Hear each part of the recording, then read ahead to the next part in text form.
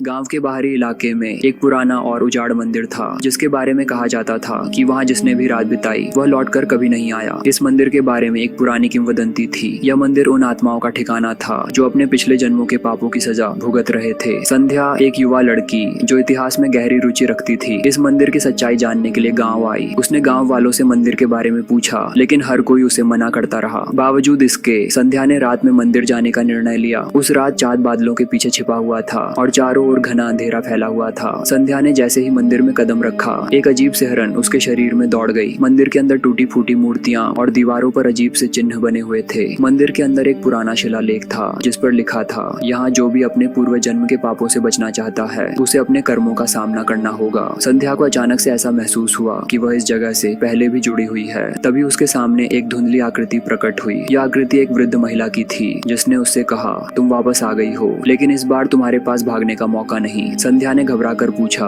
तुम कौन हो? मैं यहाँ क्यों हूँ? वृद्धा ने कहा, तुम्हारा पुनर्जन्म हुआ है, लेकिन तुम्हारा पूर्व जन्म का पाप अभी भी तुम्हारा पीछा कर रहा है। तुमने पिछले जन्म में इस मंदिर को अपवित्र किया था और तुम्हें श्राप दिया गया था कि हर जन्म में तुम्हारी आत्मा यहाँ लौटेगी और अपने पाप का प्रायश्चित करेगी। जैसे ही वृद्धा ने यह कहा, संध्या के सामने अचानक से उसके पिछले जन्म की झलकियां आने लगी। उसने खुद को उसी मंदिर में देखा जहाँ उसने एक गहरी गलती की थी। उसने मंदिर की पवित्र मूर्तियों का अपमान किया था और उसके परिणाम स्वरूप उसे श्रापित कर दिया गया था। मंदिर की दीवारें अब हिलने लगी और चारों ओर से भयानक चीखें सुनाई देने लगी। संध्या ने बाहर भागने की कोशिश की, लेकिन दरवाजे अपने आप बंद हो गए। वह अब ट्रैप्ड थी। वृद्धा ने कहा, तुम्हें इस श्राप से मुक्ति पाने के लिए अपने पापों का प्रायश्चित करना होगा। तुम्हें उसी प्रकार की पीड़ा सहनी होगी जो तुमने इस मंदिर पर लादी थी। संध्या ने अपनी गलती स्वीकार की और क्षमा याचना की। वह जमीन पर गिर पड़ी और प्रार्थना करने लगी। अचानक मंदिर में रोशनी फैल गई और एक दिव्य आवाज ने कहा, तुम्हारी आत्मा ने अब अपनी गलती को स्वीकार कर लिया है। तुम्हें इस श्राप से मुक्त किया जाता है। संध्या बेहोश हो गई और जब वह जागी तो वह मंदिर के बाहर थी।